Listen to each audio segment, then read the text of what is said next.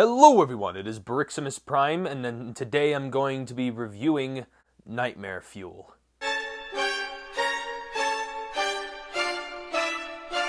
Also known as the Legacy United Beast Machines Cheetor.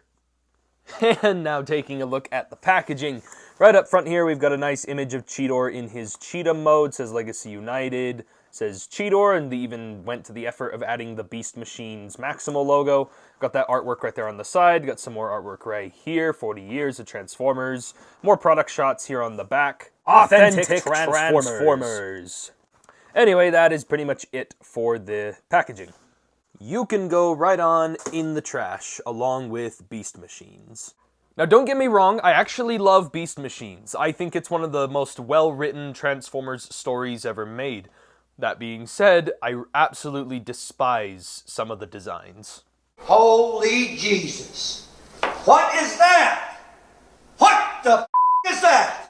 And Cheetor here only comes with a pair of swords. Surprisingly, this character never even had guns in the show, which is kind of confusing because everyone always says never bring a sword to a gunfight. But that being said, I think Cheetor definitely made it work. And of course, the swords can either go in his hands, they can combine together, up his ass.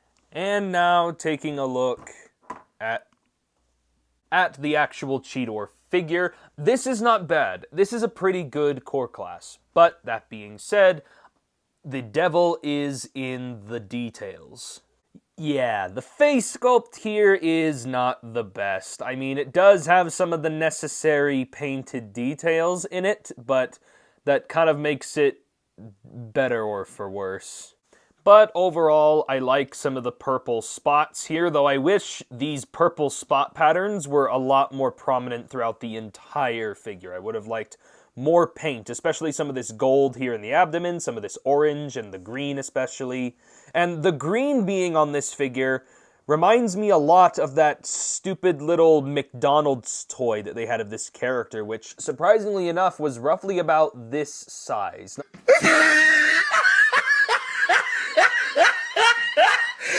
Look at the top of his head! But yeah, overall, I think the design here does look pretty good, and I like the way how it has been presented in a nice little core class size. I also appreciate the posability on it for being a core class. He does have a swivel here at the head. It's not on a ball joint or anything. He's also a bit hollow in the head. Relatable. The shoulders are on ball joints, which allows them to have a slight butterfly motion. They can rotate a full 360. They can move in and out about that far, so pretty normal, I guess, for a core class. Ball joint at the elbow, which allows for slightly over 90 degrees. It does allow it to swivel as well. And then, nothing at the waist, sadly. Ball joints at the hips allow him to kick back, kick forward. He does have a dedicated thigh swivel, which I was surprised by, because normally core class figures just have a ball joint that acts as a thigh and knee swivel. And then he has those weird-looking Transformer chicken legs. And, yeah, that is pretty much it for furry Cheetor. No! God, please, no! No! No! And now for the comparisons, here is Cheetor compared next to the core class Legacy United Tasmania Kid that I've previously taken a look at.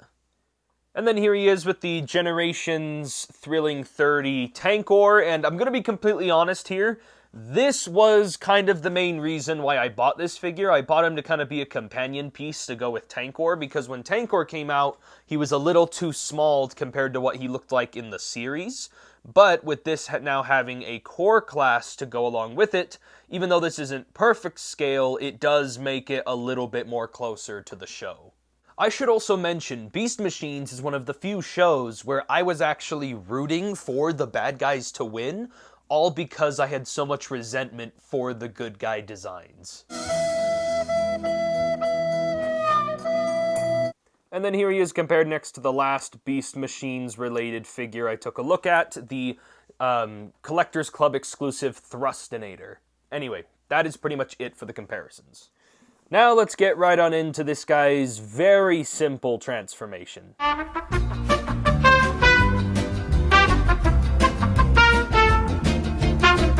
Yeah, that transformation did not take very long. Just like in the actual show, the transformations are barely anything. To its credit, I do appreciate, like Transformers being willing to push the boundaries and do something different. But this isn't it. This cheetah looks dead inside. I like the cheetah design. I prefer the cheetah design in the show in comparison to his robot mode. It was one of the few shows where I was like, please stay in your alternate mode and never transform again. But overall, I still like it. I mean, like I said, I do think it could have used a lot more of the spotted detail or whatever. But as is, my opinion on the figure is a little spotty. Boo!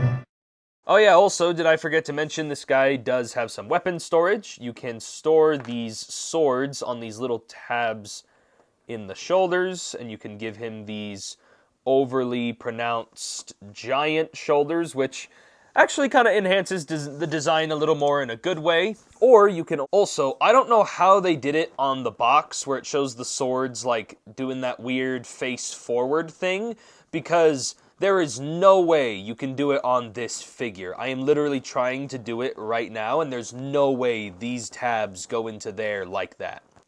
False advertising, 0 out of 10. In terms of posability, the head can just hinge up due to transformation, but by doing that, it does reveal the...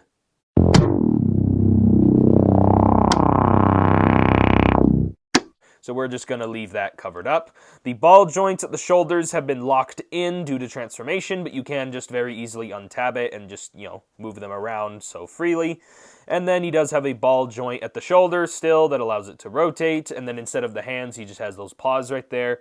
And then he just has this little abdomen joint right there. He has a hinge joint at the tail, and then just the same articulation here at these legs. For comparisons, here he is with Tasmania Kid. Here he is with Tankor in his tank form. And then finally, here he is with Thrustinator in his really menacing wasp mode. So yeah, that's it for comparisons. So overall, I like this figure. It's like, I bought this figure with the intent of not buying it for the Cheetor. I bought it so it would enhance my experience with my deluxe Tankor.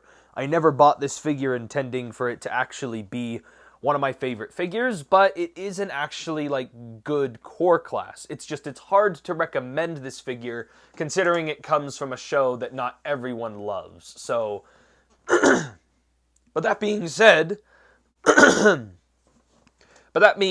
I do still appreciate a lot of the details and such that are on here, and I think it is a good core class, but it's definitely not one that it's easy to recommend, but I'm trying to be as completely honest as possible. So, if I had to give this figure a rating with posability and detail and all that stuff into consideration, I give this guy a very solid 9 out of 10.